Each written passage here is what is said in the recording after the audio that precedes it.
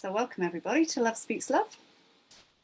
I'm Denise, your host, and Love Speaks Love is a platform to share wisdom, experience, a bit of ceremony, and have a good old chat about whatever comes up.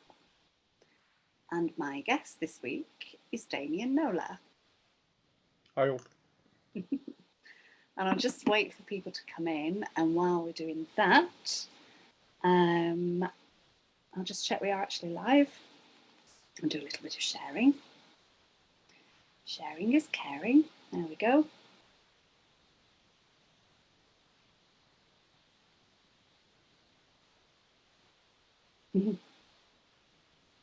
Oh, hello, Mr. DB.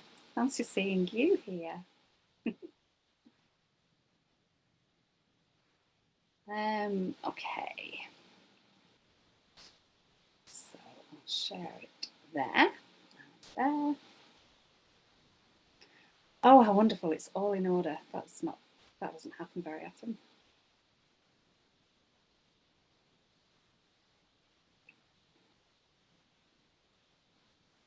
Just bear with me 1 second. Will do, I think.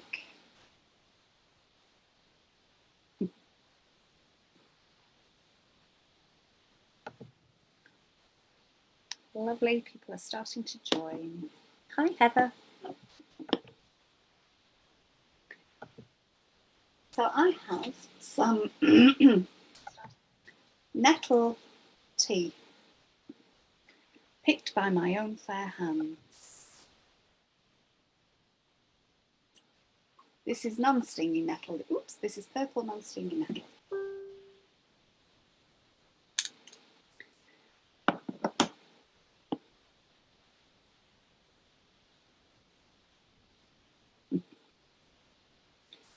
Okay, so I'm slightly spacey today. I was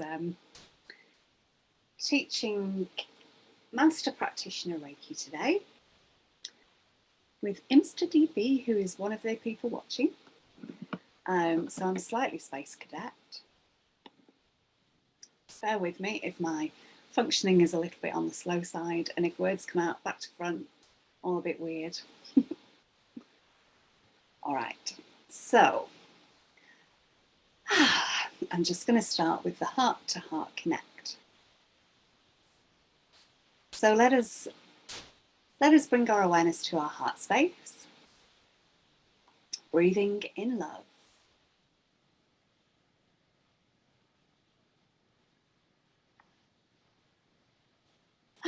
Connecting all of our hearts who are present here on the live, connecting with all of you who watch the replay or on YouTube.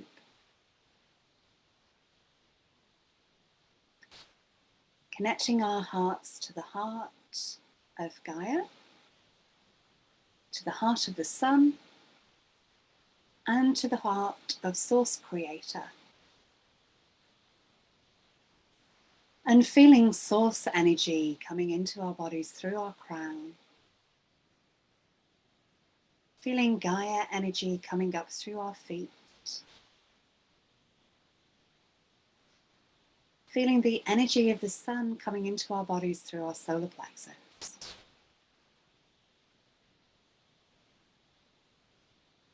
Connecting with the New Earth templates and the crystalline grid of energy in Gaia. And visualizing a beautiful golden web of light all the way around the globe, going deep down into the earth, to the crystalline diamond heart of Gaia.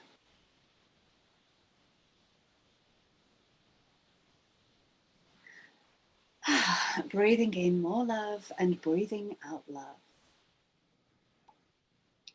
And still with our awareness in our heart space, saying to our beautiful hearts, I love you, I love you, I love you. And opening our eyes if they're closed whenever we're ready.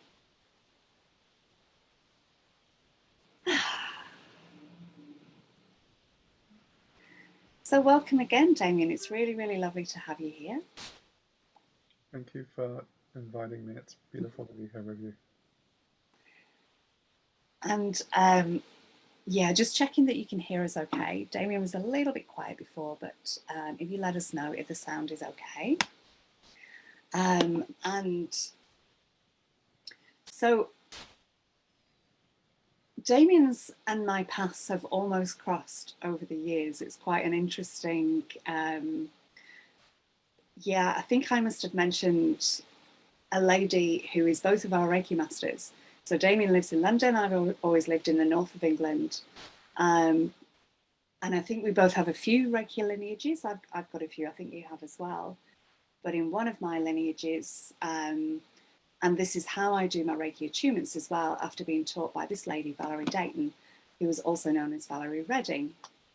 And Damian knows her from India.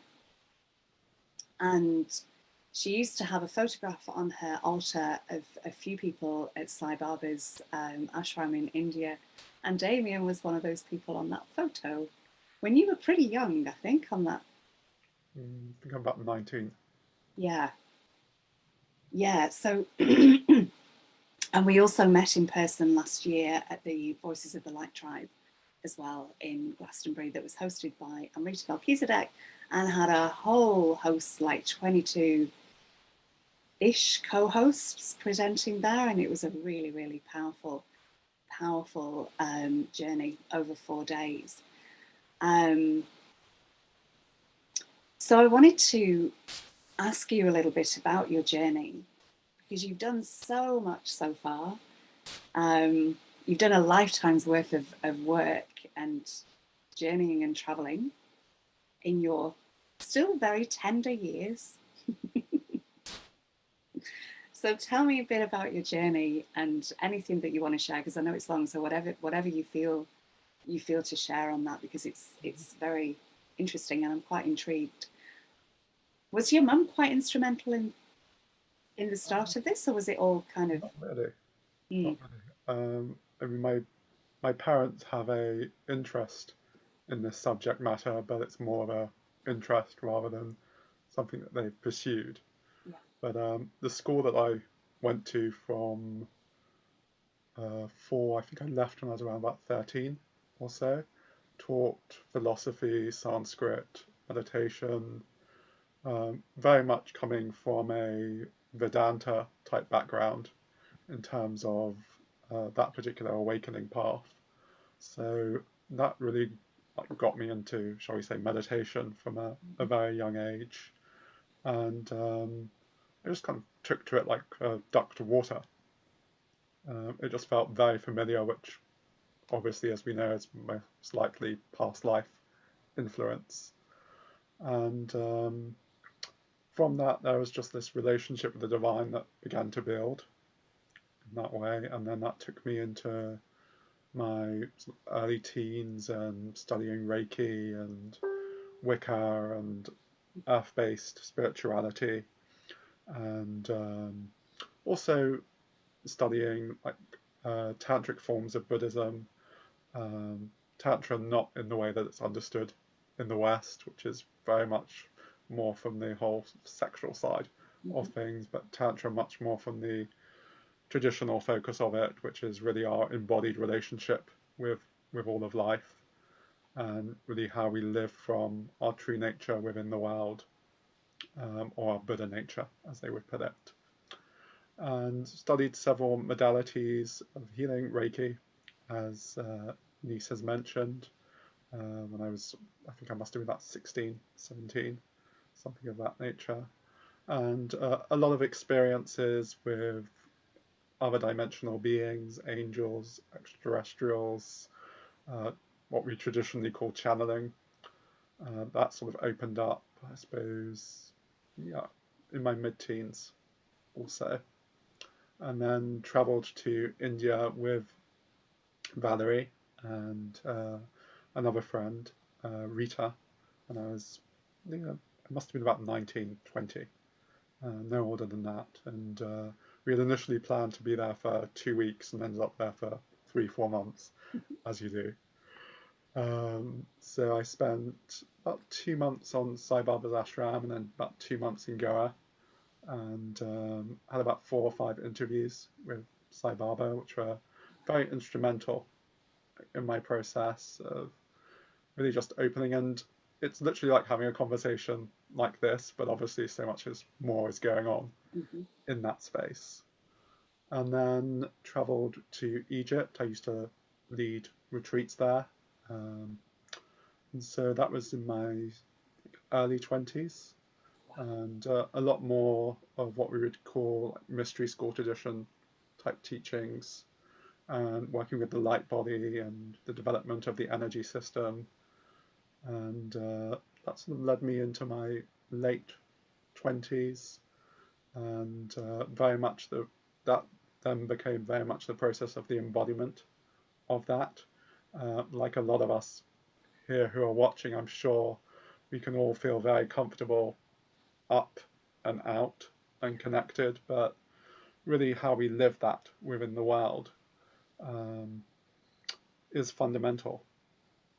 And my late 20s into my early 30s was really the exploration of that, and the exploration of all of the stuff that I was trying to avoid by being up and out, and all of the ways in which we can, what's the word I'm looking for? Utilize spirituality just as another avoidance of life in some way, like any addiction that we have, whatever that may be. And so, really, the focusing of if my early teens into my late 20s, you could see really as more sort of that type of development, and creating a bridging in that way and a deep relationship with the divine and with spirit within that fashion. My late 20s into my early 30s, mid 30s was really the embodiment of that, bringing that into form, and really that this focus of awakening.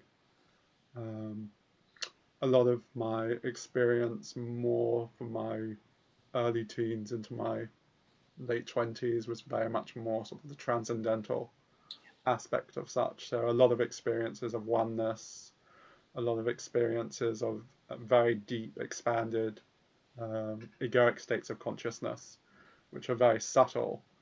And there's obviously a lot of light there and a lot of love there, but there's still the sort of subtle sense of ego or self that is there, maintaining itself in some way. And really, through grace, something happens and breaks through, and that breaks down. And then rather than that it being that experience of ego expanding outwards into these very expanded states where we experience ourselves through universal consciousness, so through oneness with all of life, there comes a place where that turns inwards in a way. So we think that from the beginning of our incarnational journey, we've been looking out into creation, and our experience has been one of moving deeper and deeper into separation in some way. There's, grace happens somehow. Don't know how, but it does. Well, I suppose we make ourselves available to it in a way. Um, but there's still the mystery of how that arises. Even in terms of us making ourselves available to it, we don't control when it arises or how it arises. And so, as I was saying, there was that movement inwards, really into that core exploration of our true nature, who we actually are. And a lot of that more transcendental, sort of psychic type sensing experience had to fall away with that. And there had to be a lot of examination around what is it that I actually truly wanted. Yeah. A lot of examination around the sense of what it is that I thought spirituality was going to give me, in terms of it's going to sort out all my issues, or it's going to give me power, or whatever. And these can be things that are very subtle. We're not necessarily even consciously aware of them. but to really have that focus of the ability to be honest and authentic and humble enough to really ask ourselves the question of what is it that we truly want? Do we want power? Do we want whatever it is we want? Or do we want truth and freedom? Yeah. And to have truth and freedom really does require that um, death of that false sense of self, and really requires that inward turning, really requires that letting go, even of those experiences of deep, profound, expanded consciousness, which are very addictive because they're very blissful. And I'm sure we've all had them where you sit there and the heart opens and you bliss out, but you're not here in those experiences. You know, you're gone, Yeah. up and out somewhere. And the actual experience of what I would call true bliss, for want of a better terminology, has a very different quality to it. It's very still, very quiet, very normal, very natural. It doesn't have any of that sense of sort of flashy fireworks to it, which is what the ego will run after. The ego wants the fireworks and the flashy lights and the funfair, to speak. It doesn't want what it sees as that stillness, Yeah. because within that stillness, everything that it's been running from comes. And it requires a great depth of compassion and humility to face that and to transform that. And really, that's been my journey, as I said, from the late 20s through into my late 30s now. And that's an ongoing process that continues to unfold itself. There's deeper and deeper processes of the dissolution of separation consciousness, the egoic sense of self, and patterns of conditioning that still play through the system, even with those ego deaths. And so people can think of enlightenment as somewhere that we arrive at, but we never really arrive. It's something that's lived in every moment. So one moment I can be coming from an aspect that's deeply embodied in the true nature of reality. Next minute I'm in my stuff. Yeah. Completely. Which is true of all of us. But the more that we really learn to embody within that, it becomes more natural to live from that place. Yeah. And there are certain practices that will focus more so on the embodiment path of that, and then there's certain practices which are going to focus much more on the awakening aspect of it. And it's really to have those two balanced. So I myself personally know people who are very, very deeply embodied in their awakening, but maybe more so at the beginning of their path in a certain way. But because of that depth of embodiment, there's a huge amount of compassion and wisdom that they express. Yeah. And then I know a lot of people who have a lot of ego death, a lot of the falling away of separation consciousness, but haven't really embodied that. And their personalities are interesting, for want of a better word. And there's obviously a huge depth of awake presence that's there, but it's more in the background. And would you say kind of stuck in their stuff as Yeah, well? their conditioning is still very active. Um, that awakening hasn't been bridged into that conditioning, Yeah. or bridged into their personality. And would you say that some of what you're talking about is what some people might describe as shadow work? Yeah, in a manner of speaking. I mean, I would use the term embodiment, really. Um, and again, we don't really have a word that fully encapsulates what it means. Um, but embodiment comes as close as I can come with a word. Yeah. Um, that sense of really how we live from that place. And yeah, part of that is the dropping away of that conditioning. It creates more space for what is awake to actually shine through the system, because otherwise what is awake is always there, but it's shining through all of this stuff. Yeah. So it's like shining through a dirty window, for example. And you clean the window, and then the even after that, the glass dissolves. You realize there's no window there. Ultimately, And what would if you could name qualities relating to embodiment, are you talking about things like authenticity, integrity, and kind of walking the talk, really? really, what I see it as like a depth of presence. Yeah. And so a depth of presence absolutely requires authenticity and connection within that space. Yeah. When we're hiding behind our conditioning, we're not really actually truly present, Yeah. and we're not really actually truly connected. So another word for embodiment really could be presence. How able are we to actually really be present Mm-hmm. with life? Yeah. And within that, there's also obviously freedom as well. You know, um, Enlightenment is often thought of to the ego as the end of suffering. Um, I see it actually as the fundamental freedom to actually embrace all suffering, Wow. and in that way we actually are free, because we're not in avoidance or attachment or drama, and we're not in projection in terms of our sense of what we think should be happening and Yeah. trying to control it. And then obviously there's a great depth of compassion that arises within that in terms of our capacity to actually be present with suffering, Mm.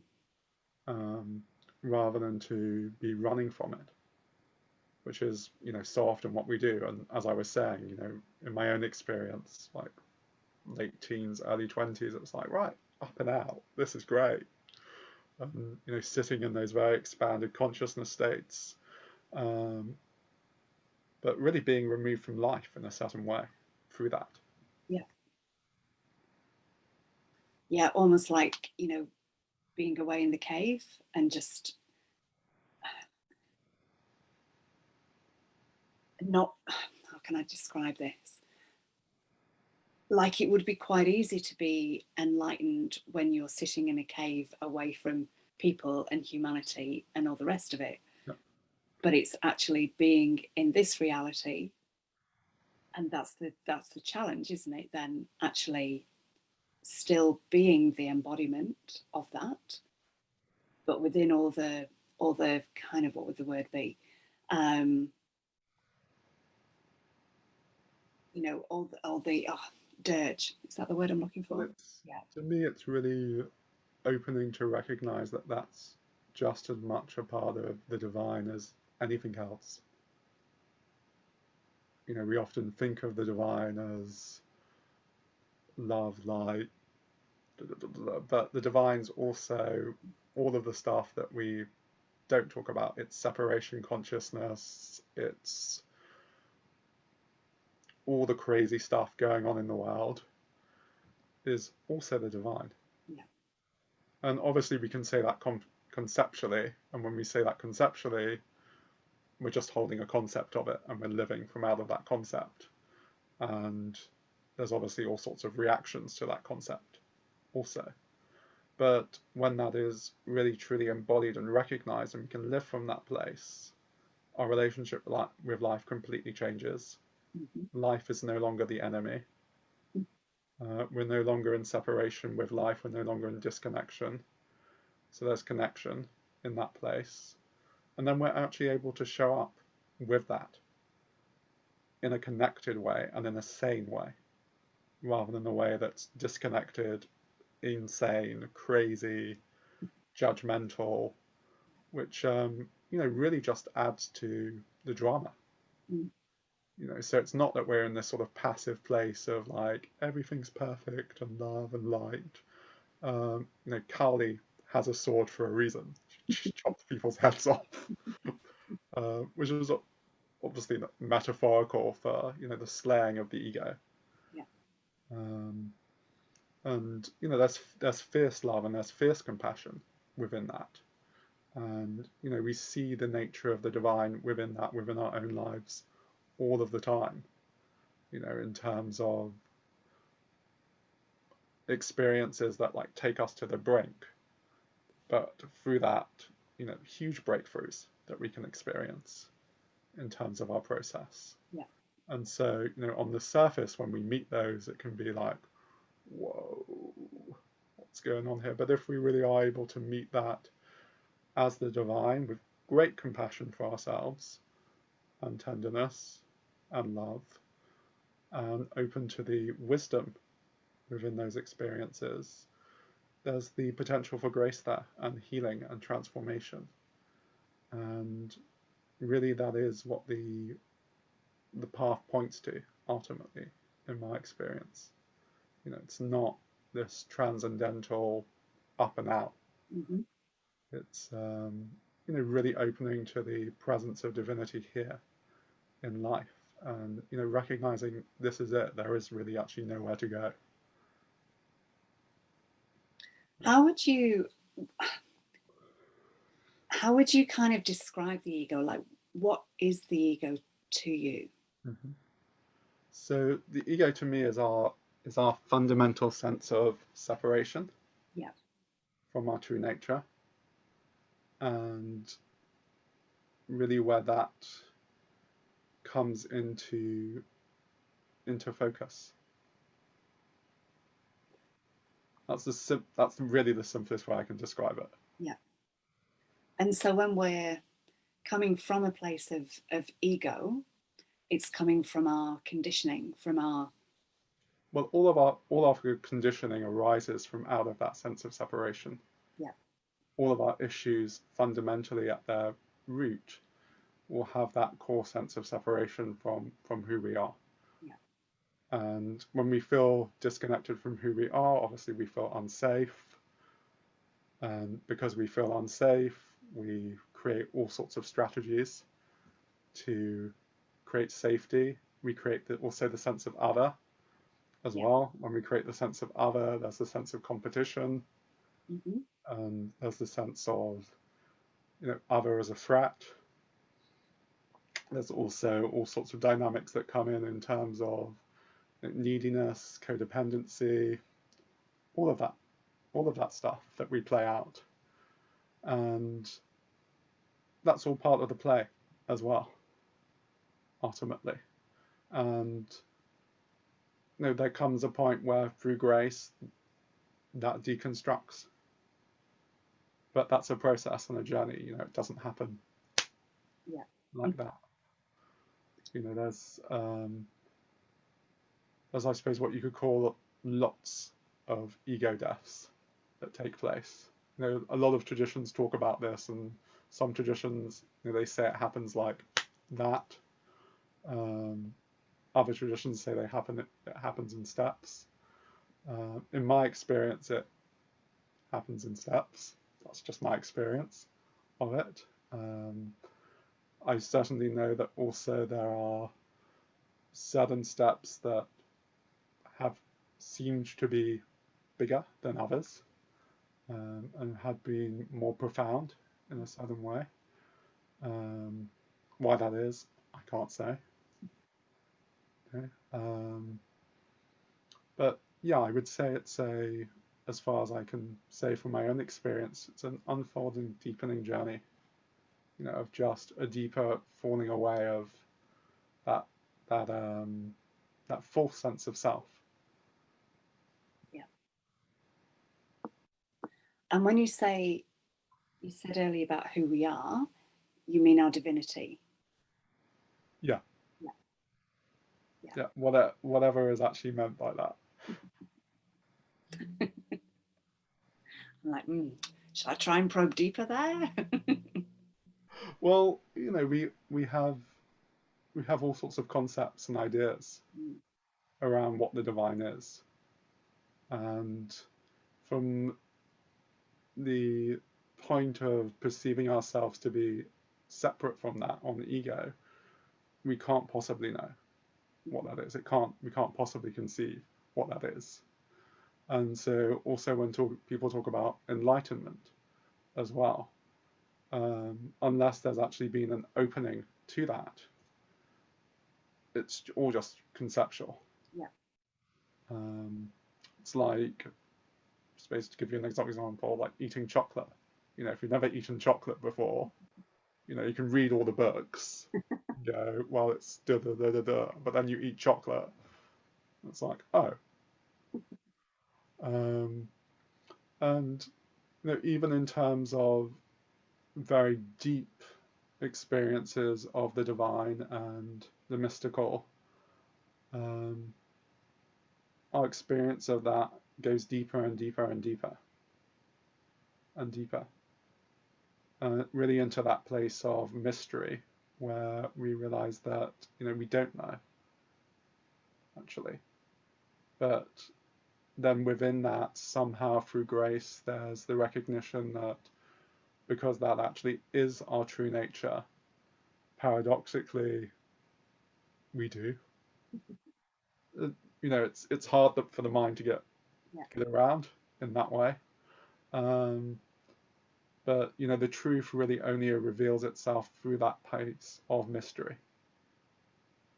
You know, like Rumi, for example, we'll talk about it in terms of like the stranger only the beloved or the stranger only comes to the house that is empty. That's not an exact quote, by the way, so please don't quote me on that. But it's words along those lines, and it really does require that depth of emptiness and stillness. You know, because otherwise we're just too full of concepts and beliefs, and you know, so we're connecting to the divine and going within, but we're connecting with a concept of it Mm-hmm. rather than the actual reality of it. So that concept or construct of it needs to actually fall away. Um, Even in terms of connection with what we could call universal self, universal consciousness, higher self, um, the clues in the name, higher self. You know, there's still a sense of self there, and it exists on a higher dimensional level. So as we were talking about earlier, there's a lot of light there, a lot of love there in a way, but there's still the consciousness of self there. So there's still a subtle sense of separation from what we actually truly are. And so certainly it's a stepping stone in terms of our process and our journey as we go deeper and deeper into those deeper or higher dimensions of our nature. But you know, at any point upon the journey, we can get stuck somewhere, and we can hang out there for a long time. You know, we can hang out there for lifetimes, Yeah. even. And so the path really does, you know, require that focus of humility and that focus of grace, really, because it's not something that we can create ourselves.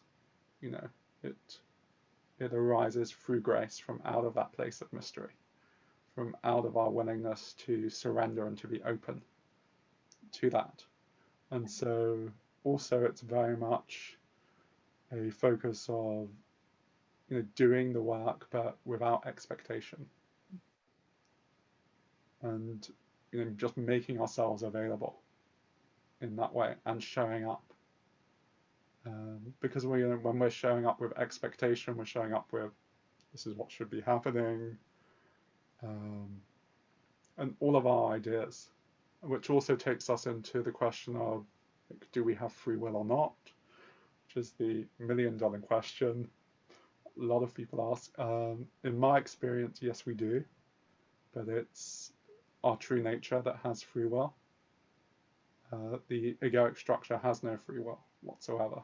You know, it's just running, programming, conditioning, separation. Yeah. The issue arises because the egoic structure thinks it has free will and thinks it's running the show, but it's not. It's like what is running the show is ultimately the divine, ultimately our true nature. And so, yes, we have free will, but we have free will from the level of what is actually free. Yeah. Right? And so when I talk about showing up without expectation, showing up from that place of surrender, we're really showing up from that place of openness to what is actually free. And again, the other paradox of it is, what we are is always ultimately free, and we already are free, but there is also the journey in terms of opening to that and the recognition of that. And so, certain traditions will talk about how we're already there, there's nothing to be done, we're already the totality. And yeah, that's true. But if we take that as a concept, it becomes just another concept that we live from. Yeah. Or if we actually really hear that, it's something completely different. Mm-hmm. If we just take it as a concept, it can just become somewhere to hide, where the ego can just go, oh, well, I'm already divine, so what's there to do? Whereas if we, really hear that and really live from that place, something opens in that place, where we stop striving, we stop seeking in the same way. You know, the it when we really hear that, it stops the mind. Mm-hmm. Because the mind or the ego is always going to be looking for something to fulfill it from its fundamental sense of feeling separate, and in feeling separate, feeling unfulfilled, feeling disconnected. It's always going to be looking for that connection somewhere through addiction or whatever it's looking at for it from. But if we really hear that truth, the mind stops. Yeah. And in that moment, something deeper comes in. And that changes us fundamentally in some way. Um, one teacher that I work with talks about it in terms of when English. Sorry, I'm thinking of the correct term, but I'm going to just use the simplistic term rather than the medical term. When a woman becomes pregnant, it's just one cell in the body that changes, Mm-hmm. but that's fundamentally changed their entire physiology. There's something where it's same in this experience, where something just opens and something's very subtly changed, but our experience is completely different. Another way of putting it would be to say that you're in a hospital ward, everybody's in a coma, and you wake up. Your experience is very different Yeah. that way. And obviously, when you've just woken up out of the coma, it's like, whoa, what's going on? And then in terms of what we were talking about in that space of embodiment, so it's like, oh, I'm getting used to being awake Mm-hmm. now, and that takes time and practice. So if you could, why do you think we're here? Like, if you could, what are we doing here? Um, the simplest way I could answer that question is to say, life is its own reason. The mind is going to want to construct a million, billion, trillion different reasons to why we're here. And that can be related to the ego wanting a sense of purpose and wanting to create an image or an identity for itself. and life is its own purpose. And there's divine intelligence in that, which is unfolding, and within that there is destiny and purpose, but purpose from the place of the divine unfolding that, rather than from the place of where the mind is constructing all of these sorts of mental programs and beliefs around that, and the sense of this is me and this is my purpose in life, and I'm going to find my purpose and be fulfilled. And really, in that space of where we just show up in presence, we're living our purpose in that way. It's simply through our authenticity, however that looks. And so, why are we here? Is the simplest way, again, I could answer that question would be we're here to wake up. We're here to really embody that truth of who we are and to live from that. And that doesn't come with a script. There's no predefined way in which we do that. And a lot of people can get caught up in that. They can have deep awakening experiences and then think it needs to look a certain way. Or they then need to live a certain way. And so it's like, I've had this very deep awakening experience. I should now love everybody, and I shouldn't feel this, or I shouldn't feel that, or whatever the story is that's running. And so you get caught, just in another place of identity, another place of another mask, rather than another way of putting it would be to say that this process of embodiment is really like a divine takeover. And so it's really our true nature, or the divine, takes over our lives. And we live from that place.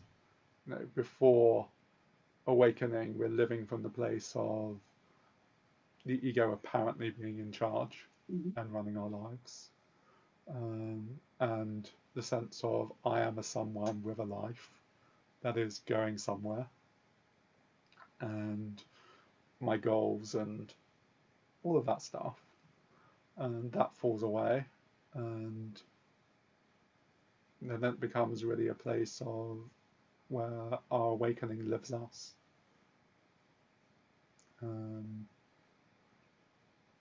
But to make a subtle distinction there also, because there can be the sense of that, of kind of like the divine out there is living through us. And it's not that. It's fundamentally what we actually are begins to live through us as us. Nice. Yeah.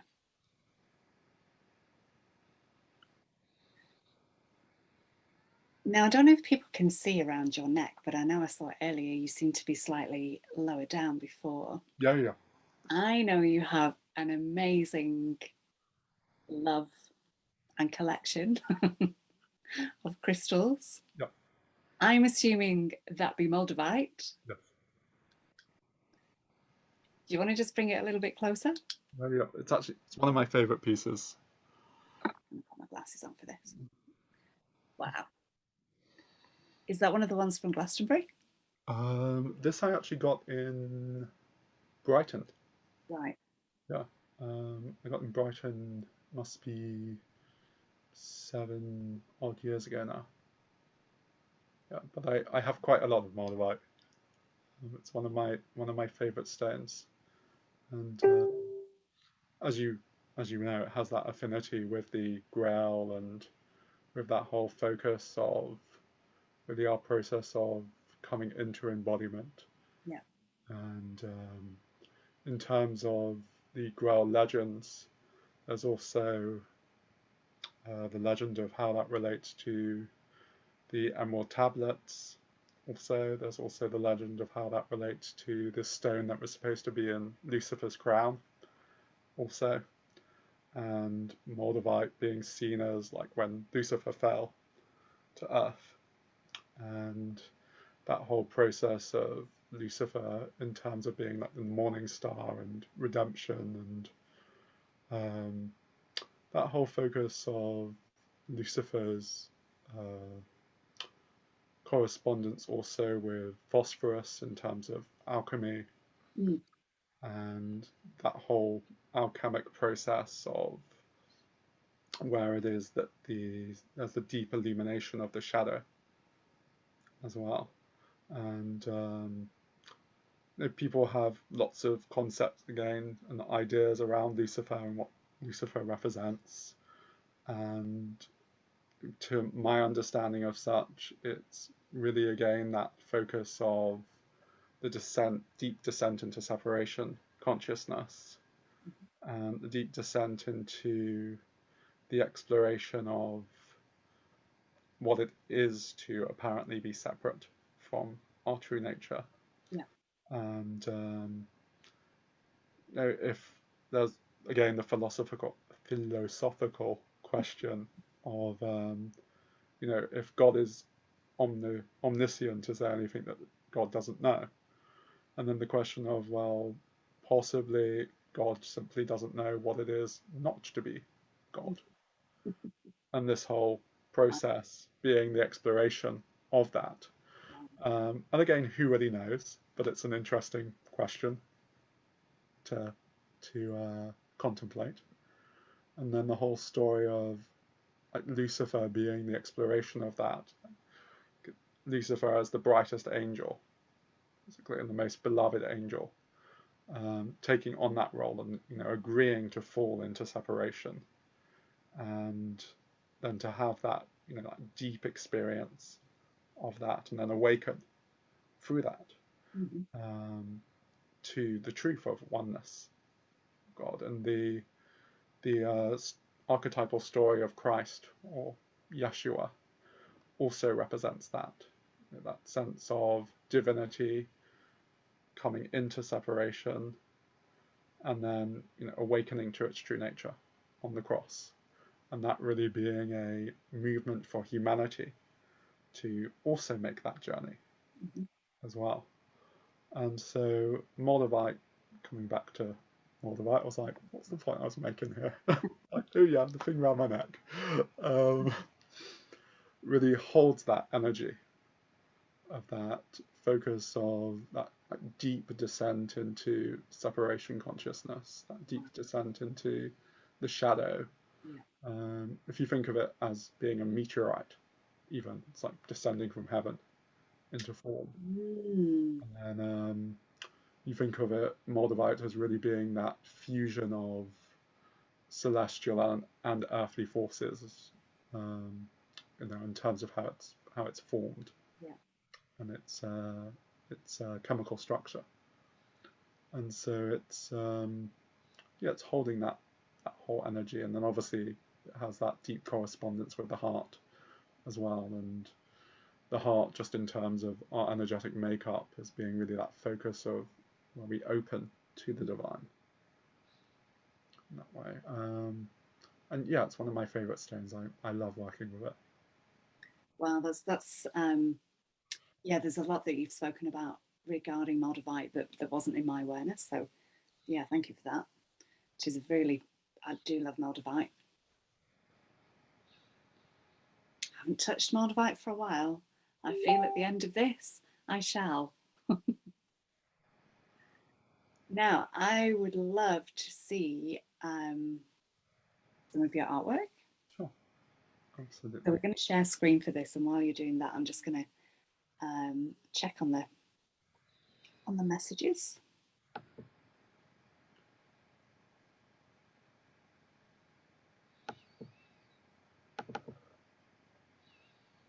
So I think that's working.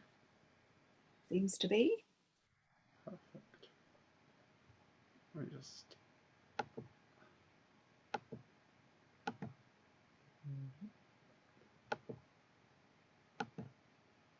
Wow.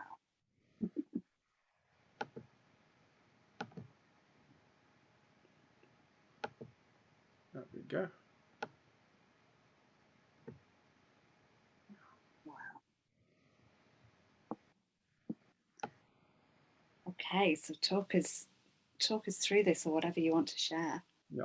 So this particular piece relates to what in most traditions is referred to as the brotherhood or the masculine aspect of the divine. So it has more of that fatherly quality to it. And this is just one particular form of my art. It's completely structured out of scripting. I'll show you what I mean by that. So these lines here, we refer to them as scripting, and they are actually a language. And that language doesn't have meaning in the conventional sense that we'd ascribe to such. It's much more so a multidimensional form of language or expression. And so, whereas we may use like one word to describe love, when love is written here, it's really encapsulating the fullness of what that points to, or the truth of that, Yeah. rather than uh, our concept of that, or how we perceive that to be.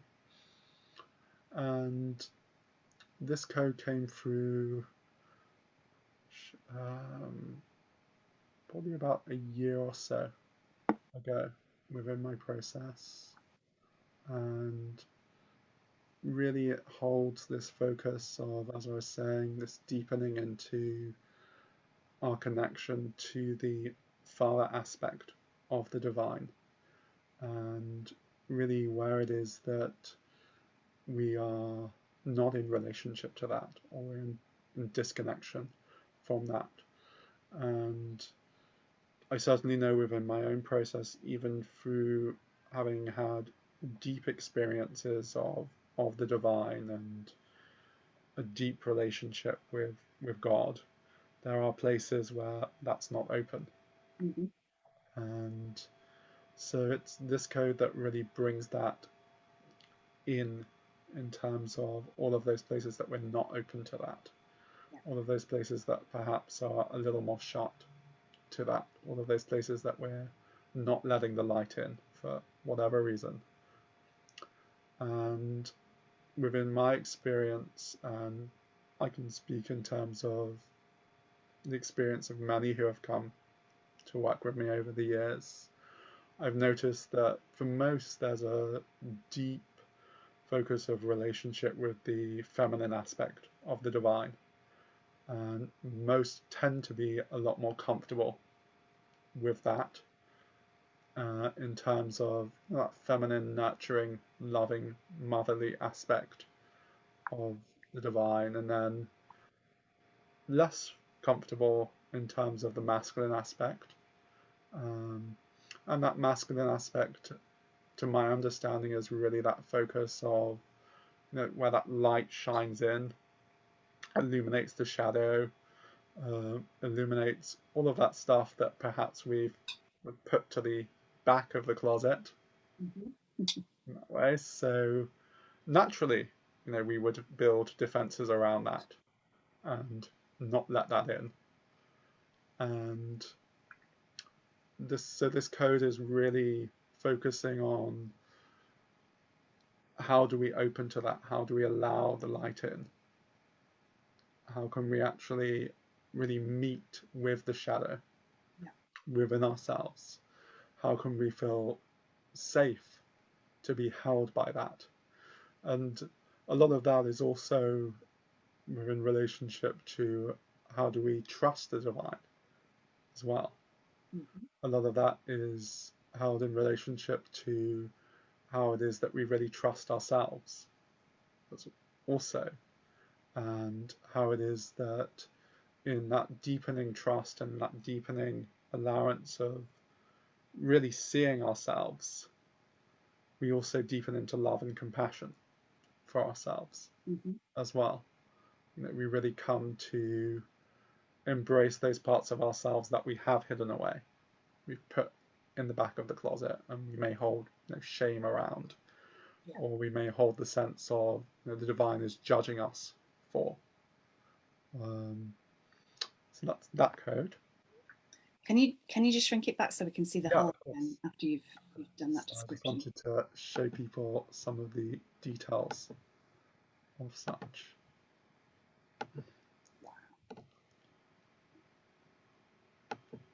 Apologies, I'm not sure why I'm having to do it this way, but it doesn't seem to want to work the other way.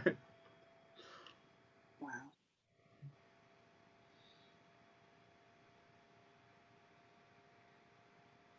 Yeah, I can really feel that working.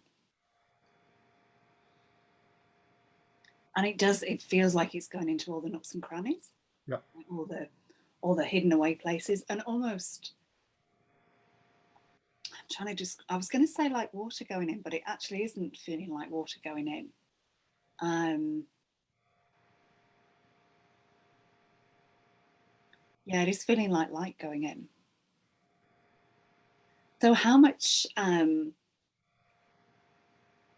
script is in that? Is it all different, or is it? It's mirrored. Yeah. Yeah. So there's still a lot of script in it. Yeah. But some of my artwork is mirrored, some of it's not. Yeah. Part of that is my personality going, it looks pretty mirrored, because it all like matches. Part of that is also just simply in terms of twin hemispheres of the brain. Yeah. And how they perceive imagery when it's mirrored, and how they perceive imagery when it's not. Yeah. So there's an element of that within that also, but much more so it's the energetic stream of what's transmitted through the imagery rather than actually the image itself, because we can sit with that and one can connect with it as a nice image, and certainly through that there's going to be a experience that we have that meets us on the level of the mental body and the emotional body, and perhaps even through the energetic system in a certain way, or we can connect with the actual stream that's bridging through it, and there's a completely different experience that arises through that.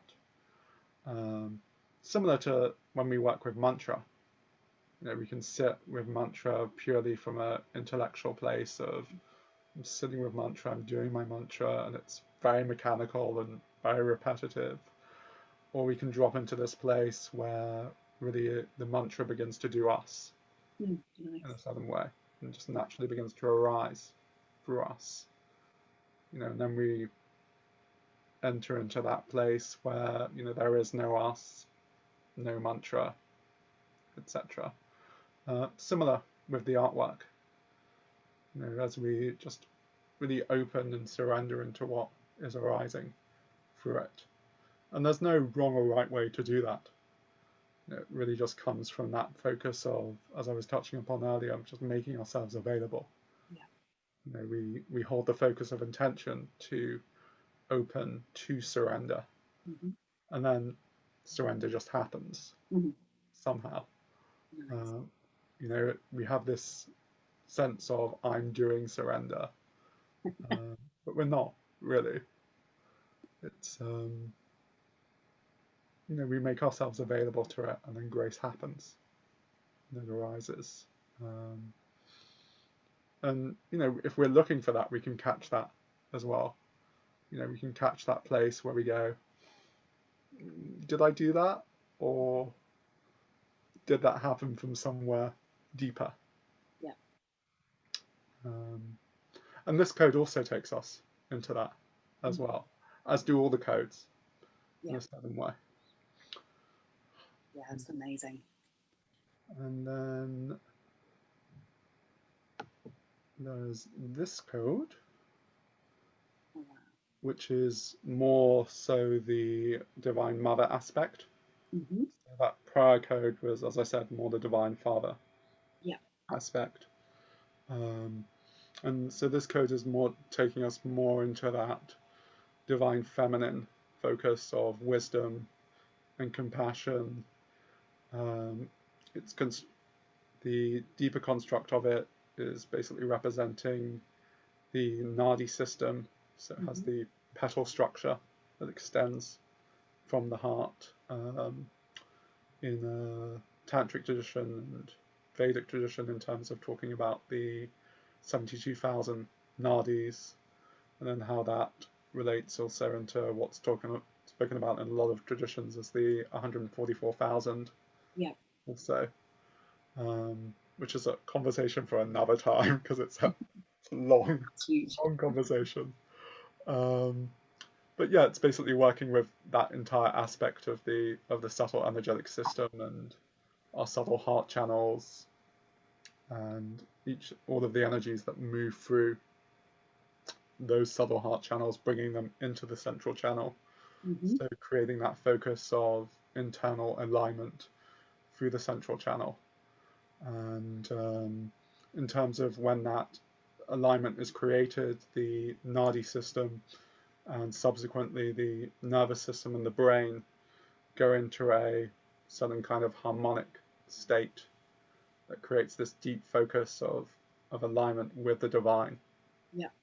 And so that this code is really supporting that focus of um, also the development of the nadi system and the nervous system and the brain to actually allow that to occur, because there's a huge amount of shakti that comes in, divine energy that comes in with that, and that requires a strong and stable energetic system to be able to hold that.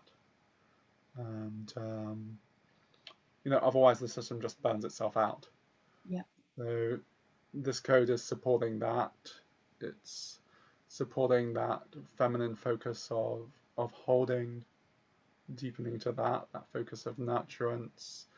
It's supporting the arising of these deeper qualities of heart that we refer to as like peace, joy, love, creativity, Yeah. connection.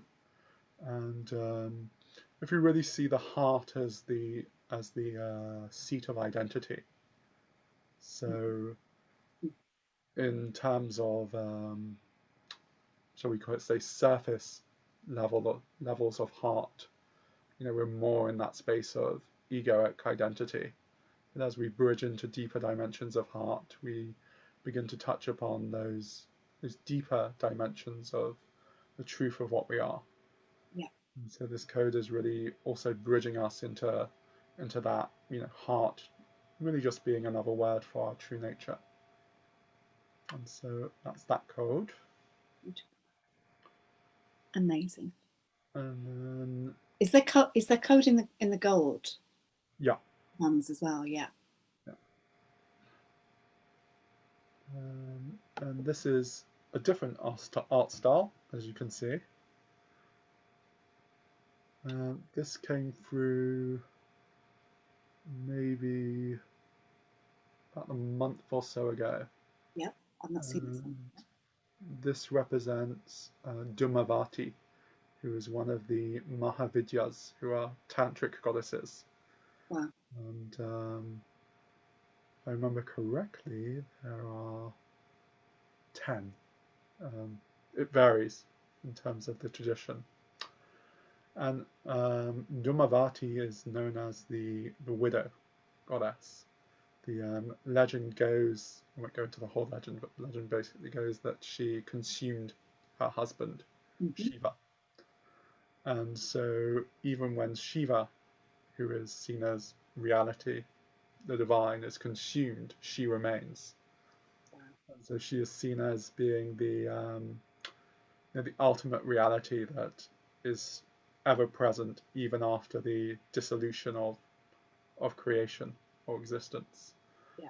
And really she takes us into that.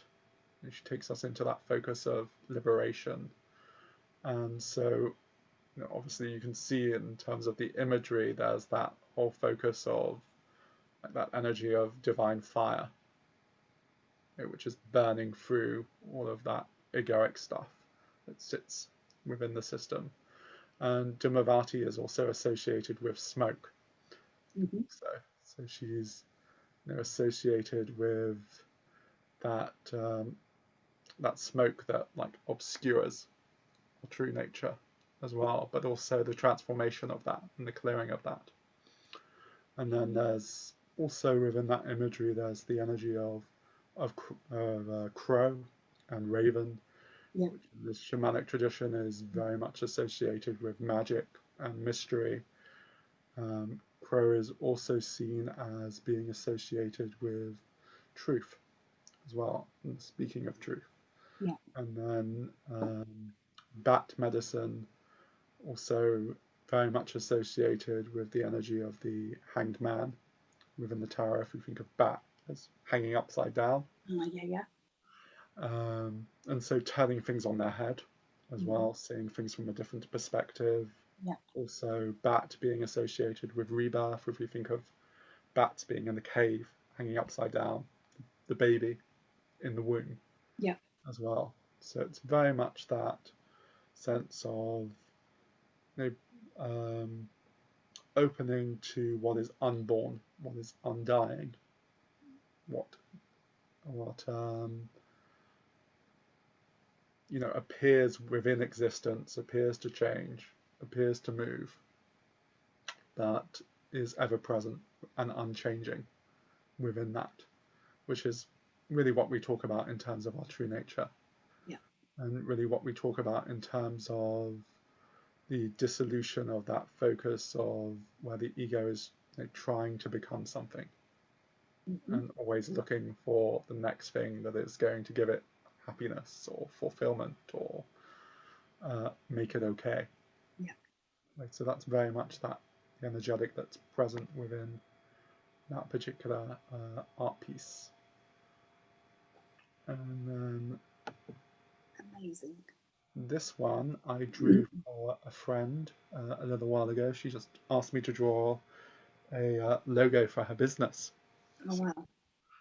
And she does a lot of work with animal charities.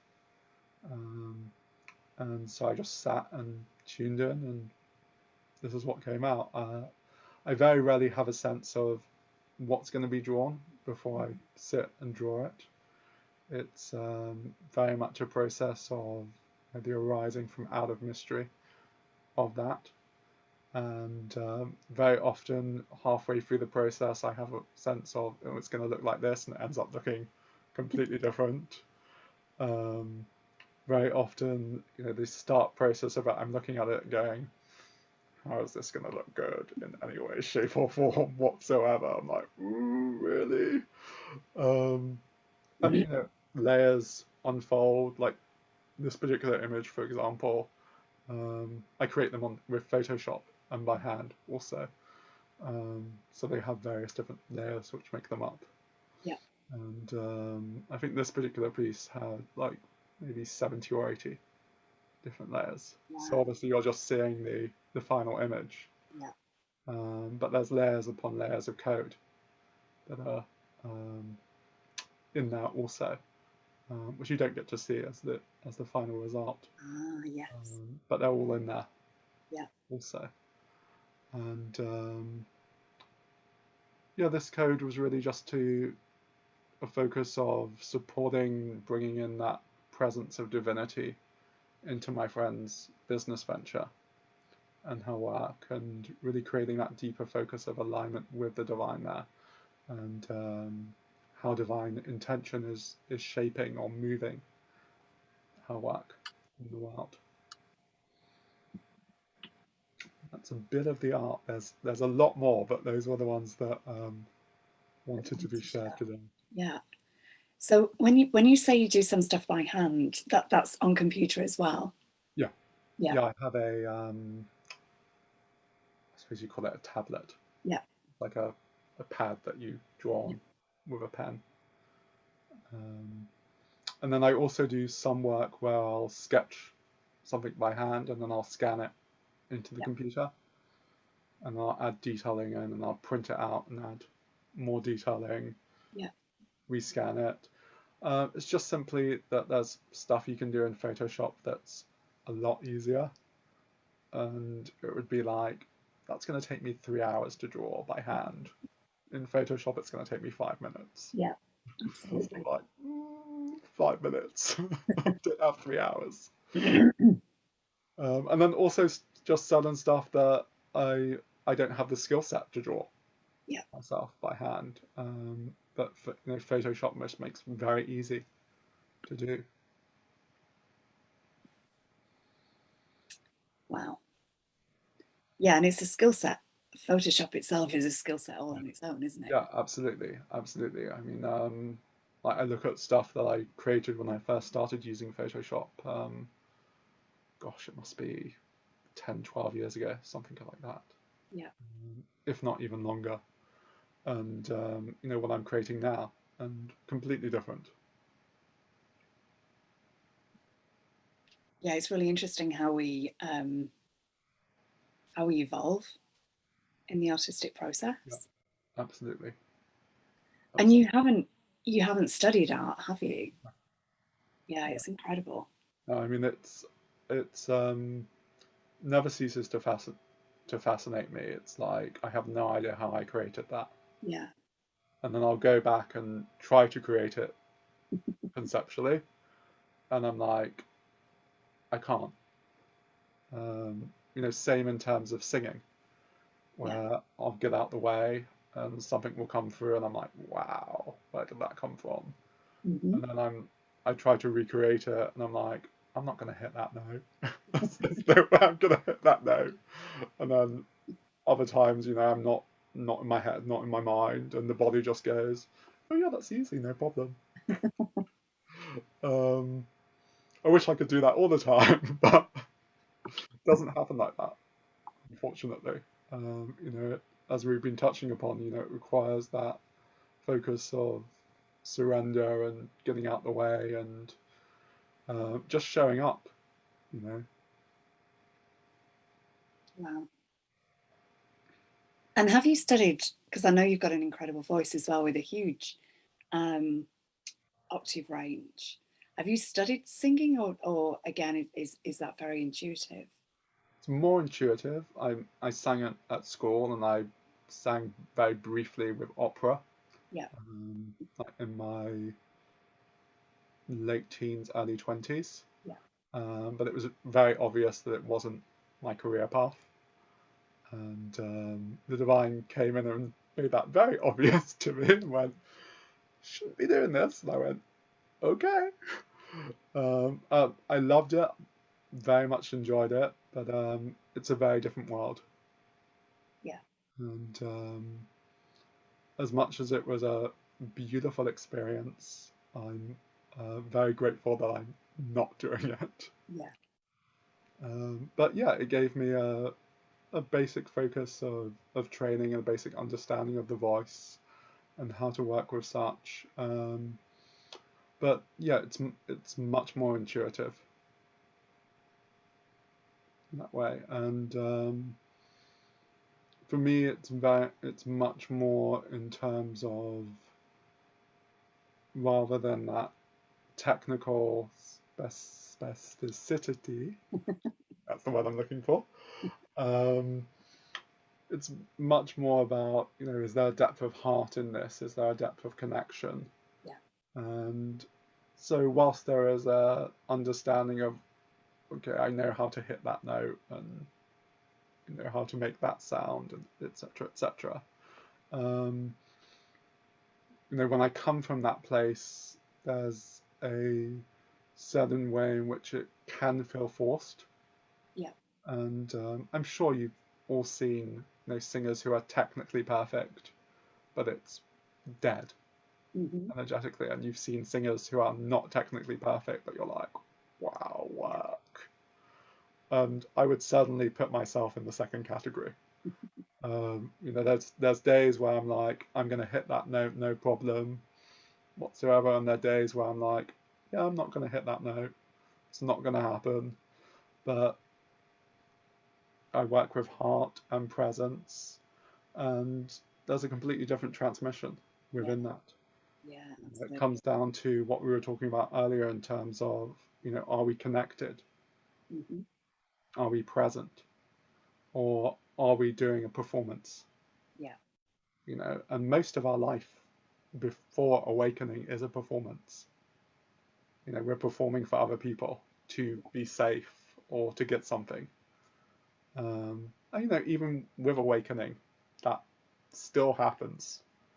In our deeper process of embodiment, more and more and more of that falls away, Yeah. and we can just show up.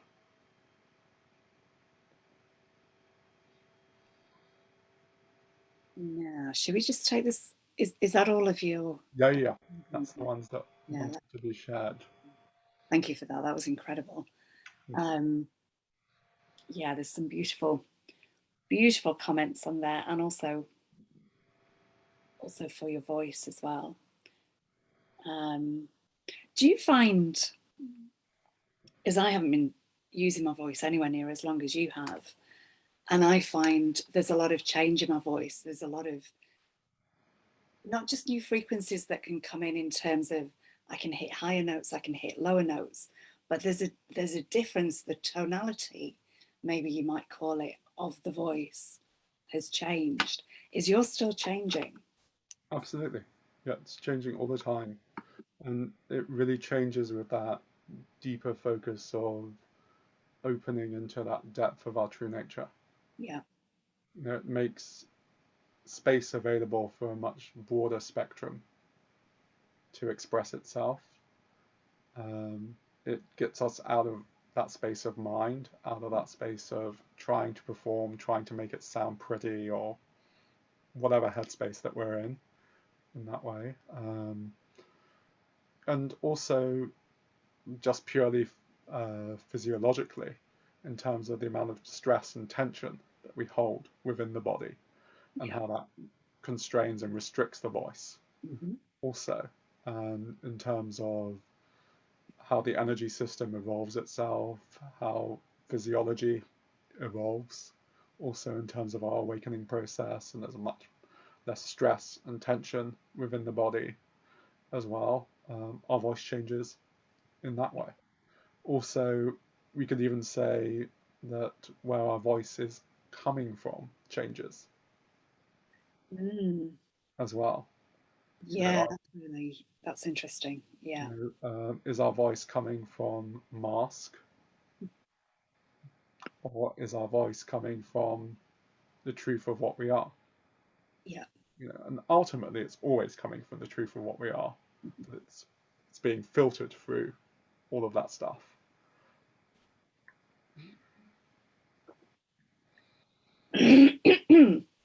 And I find as well there's different